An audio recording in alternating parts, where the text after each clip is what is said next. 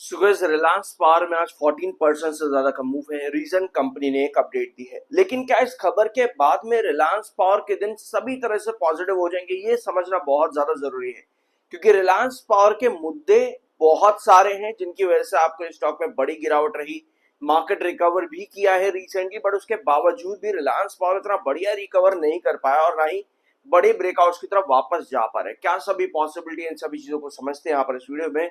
शुरुआत करेंगे आपकी अपडेट से जो आती है कंपनी के बिजनेस से रिलेटेड।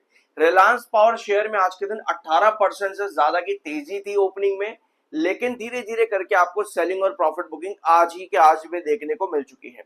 ठीक है, एआई पुश यहाँ पर कंपनी करेगी अपने बिजनेस के अंदर, ये अपडेट है। और इसके साथ में कंपनी ने कुछ सब्सिडीज का रीनेमिंग भी किया है। इन रेगुलेटरी फाइलिंग के अंदर कंपनी ने बताया कि कंपनी इनकॉर्पोरेट करेगी AI and technology driven activities in its business framework. अपने बिजनेस के अंदर कंपनी एआई और टेक्नोलॉजी का इस समय अब यूज करने वाली है। रेलिवेंट बिजनेसेस के अंदर कंपनी आर्टिफिशियल टेक्नोलॉजी का यूज करेगी और साथ में कुछ सब्सिडरीज का यूटिलाइजेशन किया जाएगा। यानी कि रिलायंस पावर इटसेल्फ अपने बिजनेस के अंदर इसको यूज नहीं करेगा, अपनी कुछ सब्सिडरीज के अंदर इसको यूटिलाइज करने वाला है। अब जब बात आती है सब्सिडरीज की, दैट मींस कि आपको अदर इनकम या फिर आउट ऑफ द बिजनेस आपको प्रॉफिट शेयर, रिवेन्यूज या इनकम बनती देखने को मिल सकती है। तो सब्सिडरीज के बारे में कंपनी ने यहाँ पर बताया, जिसके लेकर के कंपनी ने टोटल 4 सब्सिडरीज के नेमिंग चेंज करी है। ठीक है, ये है अपडेट आपकी रिलायंस पावर से रिलेटेड। आज की डेट में एआई टेक्नोलॉजी के ऊपर बिजनेस स्टैंड करना एक बड़ी अपडेट मानी जाती है। ऑल्दो काफी सारे सेक्टर के अंदर आपको एआई की वजह से ही अभी रिसेंटली फॉल्स भी देखने को मिले हैं। तो बहुत कुछ है अभी यहाँ पर समझने के लिए, यह कोई एक अलग टॉपिक के अंदर हम यूज कर सकते हैं, बट अभी फिलहाल के लिए कुछ 4 सब्सिडरीज है रिलायंस पावर की जिनका नाम यहाँ पर चेंज किया है। Reliance AI green power private limited, Reliance AI power private limited, Reliance AI data control private limited and Reliance AI data C private limited. ये 4 सब्सिडरीज की नेमिंग यहाँ पर करी है रिलायंस पावर में इस अपडेट के बाद में। इसके नीचे आप देख सकते हो कंपनी क्वार्टर 4 का जो डाटा आया था वो भी आपको यहाँ पे मिल जाएगा। ऑल्दो ये पुराना है, क्योंकि अब कंपनी अगर क्वार्टर 1 के रिजल्ट्स दे रही है आने वाले जून के क्वार्टर, क्योंकि आज है 1 जुलाई और जून का टाइम खत्म हो चुका है, तो आज के दिन से कंपनी अपने रिजल्ट्स देना अनाउंस कर देगी, डेट्स अनाउंस करेगी और रिजल्ट्स देना अनाउंस करेगी। तो इसका हम प्री एनालिसिस लेंगे बहुत जल्द, तब तक के लिए सब्सक्राइब जरूर कर देना। इसके अलावा एक अपडेट आपको और देखने को मिली थी वीकेंड में, जहां पर अनिल अंबानी ने सेबी से मांग करी थी एक सेटलमेंट को लेकर के। ऑल्दो ये अपडेट रिलायंस इंफ्रा से रिलेटेड है। अनिल अंबानी ने मांग करी कि भैया 6,526 करोड़ 6,526 करोड़ का जो अमाउंट है इसका सेटलमेंट कर लिया जाए। ठीक है, लेकिन सेबी ने अनिल अंबानी की इस प्ली को या फिर इस पिटीशन को जो है रिजेक्ट कर दिया और आगे कुछ भी यहाँ पर हुआ नहीं है। ठीक है, अब आप कहोगे भाई ये रिलायंस इंफ्रा से रिलेटेड है। अगर आप इस चैनल पर पहली बार आए हो या फिर रिलायंस पावर के बारे में अगर आप पिछले 1, 2 या 4 महीनों से ही सुन रहे हो, यहाँ पर इन्वेस्ट कर रहे हो, तो आपको सारे मुद्दे मालूम होने चाहिए।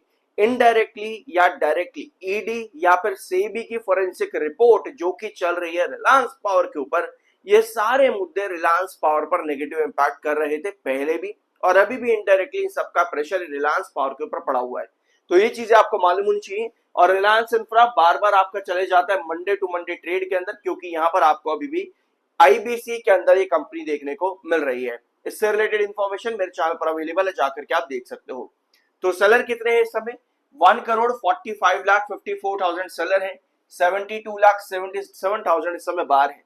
तो बाहर और सेलर का डिफरेंस 1:2 पर आ चुका है, यानी कि एक बार पर 2 से ज्यादा सेलर। ठीक है, सब्सक्राइब अगर नहीं किया तो जरूर कर देना, आप किसी आलतू फालतू चैनल पर नहीं हो। I am NISM certified. ये है रिलायंस पावर का चार्ट जो कि बहुत ज्यादा इंपॉर्टेंट है, क्योंकि आज रिलायंस पावर ने जो ब्रेकआउट दिया वहां से रिलायंस पावर 29 रुपीज की रेंज के, मार्क कर रहे हैं इस चीज को, 29 रुपीज की रेंज के अपने क्रूशल रिजेक्शन जोन पर आ जाता है। आप देख सकते हो यहाँ पर पूरा आपका अप्रैल का महीना, इनफैक्ट जून के फर्स्ट वीक में भी आपको 29 का प्राइस देखने को मिला था। आज एक बार फिर से हम 29 के प्राइस पर आते हैं और वहीं से आपके पास फिर से सेलिंग बनी है। इस समय 29 को टच करके आज के सेशन में 50 पैसे स्टॉक वापस से नीचे आए, यानी कहीं ना कहीं सेलिंग प्रेशर आपके पास चार्ट के अकॉर्डिंग वापस से बनाए। अब समझने वाली बात यह है कि इस तरह का जो मूव है रिलायंस पावर में कुछ ना कुछ अपडेट्स के चलते आपको पहले भी कई बार देखने को मिला है। और जब लास्ट टाइम आपको दिखा था तब भी रिलायंस पावर ने 29 की रेंज को टच किया था और वहां से वापस से आपको करेक्शन होती देखने को मिल गई थी। अब समझने वाली बात यह है कि किसी भी रिजेक्शन लाइन को जब भी कोई स्टॉक टच करता है तो आपको क्या जरूरतें होती है कि अगले सेशंस के अंदर प्रॉपर सस्टेन करे कुछ इस तरीके से ताकि आपको फर्दर ब्रेकआउट कैरी करे, जो यहां पर आपको नहीं देखने को मिला। क्योंकि इस समय आपका क्या हुआ था, आपके पास टोटल बेयरिश एंगल्फिंग कैंडल आ गई थी जिसकी वजह से आप वापस से टकरा करके नीचे की तरफ गिर गए 24 के पास में, जून के मिड के बाद, ठीक है, 24 के बाद में। अब ये जो यहाँ पर ब्रेकआउट कैरी करा है इसने क्या क्या किया है पहले तो ये समझना है। यहाँ पे 7 EMA 21 EMA को दोनों को ब्रेक कर दिया है। 21 आज टच किया जो कि इसका क्रूशियल रिजेक्शन है, उसके पास सेलिंग यहाँ पर थोड़ी सी देखने को मिली। अगर आप 1 आवर टाइम फ्रेम पर देखोगे तो आपको यहां भी नजर आएगा कि आपके पास सेलर एक्टिव हो गए यहाँ पे भी, ठीक है, सेलर यहां पर भी आपके एक्टिव हुए, देख सकते हो यहाँ पर ऊपर की टेल लंबी है, फिर बाद में एक रेड कैंडल आई है। अब 28.50, बहुत ध्यान से समझने वाली बात यह है कि 29 एंड 28.50 जहां पर स्टॉक ट्रेड कर रहा है ये एक्चुअली में 28.50 आपका बहुत इंपॉर्टेंट बेस लाइन रहा है पहले भी।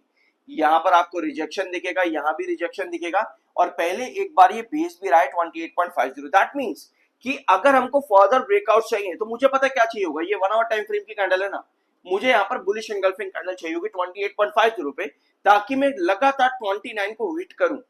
लगातार रिजेक्शन को हिट करना बहुत ज्यादा जरूरी है। जैसा भी हमने यहाँ पर डेली टाइम फ्रेम पर रखा कि आपको कैंडल का फॉर्मेशन क्या चाहिए ताकि आपको 29 के ऊपर ब्रेकआउट मिले, तो लगातार हिट करना ताकि आपका हैंगिंग बेस क्रिएट हो एंड देन आप कंसोलिडेट कर पाओ, स्टेबल कर पाओ एक पर्टिकुलर रिजेक्शन यानी 29 के ऊपर। उसके बाद में आपका नेक्स्ट टारगेट जो बनता है लगभग 31.91 पे, लेकिन उस सब के लिए लगभग 29 से 28.50 के बीच में बने रहना बहुत ज्यादा जरूरी होगा। ऐसा नहीं हो पाता है तो आप धीरे धीरे करके वापस से नीचे की तरफ आ जाते हो लगभग 26 रुपए के पास में। तो ये सिचुएशन है इस समय रिलायंस पावर की। और इसके अलावा एक चीज और नोट करना, क्योंकि कंपनी को खबरों की बहुत ज्यादा जरूरत है किसी भी ब्रेकआउट को कंटिन्यूअसली बनाने के लिए, तो यहां पर मैटर ये करेगा कि आज जो कंपनी ने अपडेट दी, अब भैया लगातार कंपनी पॉजिटिव अपडेट दे, रिक्वायर्ड अपडेट दे जिसकी रिक्वायरमेंट है इस समय इन्वेस्टर्स को या फिर मार्केट को रिलायंस पावर से रिलेटेड। कुछ नया जानने को मिला हो सब्सक्राइब जरूर करना, मिलता अगले वीडियो में।